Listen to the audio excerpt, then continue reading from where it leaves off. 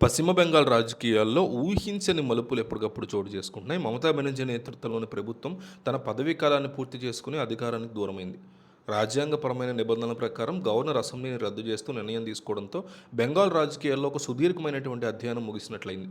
అయితే ఇక్కడ విశేషం ఏంటంటే ఆమె అధికారం కోల్పోవడానికి కొన్ని గంటల ముందు ఉత్తరప్రదేశ్ నుంచి హడావుడిగా సమాజ్వాదీ పార్టీ నాయకుడు అఖిలేష్ యాదవ్ని ఆయన కోల్కతా చేరుకున్నారు. ఏ మీడియా హడావిడి లేకుండా చాలా రహస్యంగా సాగిన ఈ భేటీ రాజకీయ వర్గాల్లో పెద్ద చర్చకు దారితీసింది. బయటికి కేవలం సానుభూతి తెలపడానికి వచ్చారని చెప్తున్నప్పటికీ దీని వెనుక బలమైన రాజకీయ కారణాలు ఉన్నాయని స్పష్టమవుతోంది. ముఖ్యంగా ఐపాక్ వంటి ఎన్నికల వ్యూహకర్త సంస్థల చుట్టూ ఇప్పుడు వివాదం నడుస్తుంది. అఖిలేష్ యాదవ్ బెంగాల్ పర్యటన ముగించుకుని వెళ్లిన వెంటనే ఐపాక్ సంస్థతో తమకున్న ఒప్పందాన్ని రద్దు చేసుకుంటున్నట్లు ప్రకటించడం సంచలనంగా మారింది. గతంలో ప్రశాంత్ కిషోర్ నేతృత్వంలో ఈ సంస్థ ఎన్నో విజయాలను నమోదు చేసినప్పటికీ ఇటీవల జరిగిన ఎన్నికల ఫలితాలు ఈ సంస్థ సామర్థ్యం మీద నీళ్లు కమ్మాయి. బెంగాల్ అలాగే తమిళనాడు వంటి రాష్ట్రాల్లో ఐపాక్ సలహాలు తీసుకున్న పార్టీలు దారుణంగా దెబ్బతినడం అఖిలేష్ యాదవ్ను ఆలోచనలో పడేసింది. ఈ సంస్థ కార్యాలయం మీద కేంద్ర దర్యాప్తు సంస్థల దాడులు కూడా జరగడంతో తమ పార్టీ రహస్య వ్యూహాలు ఎక్కడ బయటకు వెళ్ళిపోతాయన్న భయం కూడా ఆయనలో కనిపించింది.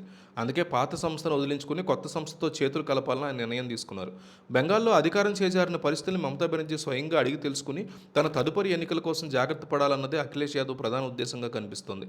కేవలం ఎన్నికల వ్యూహకర్త మీద లేదా ఆకర్షణీయమైన నినాదాల మీద ఆధారపడి ఎన్నికల్లో గెలవడం సాధ్యం కాదని ఈ తాజా పరిణామాలు నిరూపిస్తున్నాయి. ప్రజలతో నిరంతరం సంబంధాలు కలిగి ఉండడం, క్షేత్రస్థాయిలో పనిచేయడం ద్వారానే ఫలితాలు వస్తాయని రాజకీయ పార్టీలు ఇప్పుడు గుర్తిస్తున్నాయి. ఐపాక్ వంటి సంస్థలు కేవలం గెలిచే గుర్రం మీదే సవారీ చేస్తాయని, అంతేకాని ఓడిపోయే పార్టీని గెలిపించే మంత్రదండం వారి దగ్గర లేదని విశ్లేషణలు చెప్తున్నాయి. ముఖ్యంగా సంక్షేమ పథకాలు లేదా ప్రాంతీయ భావోద్వేగాన్ని రెచ్చగొట్టడం ద్వారా ఓట్లు సాధించలేమని ఓట్ల తీర్పు స్పష్టం చేస్తుంది.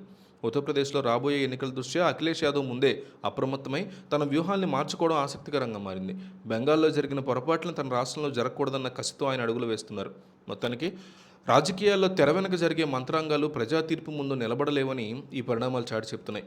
ఒకప్పుడు వ్యూహకర్తల మాట విన్న నాయకులు ఇప్పుడు నేరుగా ప్రజల మనోభావాల్ని అర్థం చేసుకోవడానికి, దానికి సంబంధించి ప్రయత్నాలు చేయడమే వాళ్ళకు ముందున్నటువంటి అతిపెద్ద ఆప్షన్గా, అంతకుమించి వారి దగ్గర ఏ రకమైనటువంటి అవకాశము లేదు అనే మాట వినిపిస్తోంది.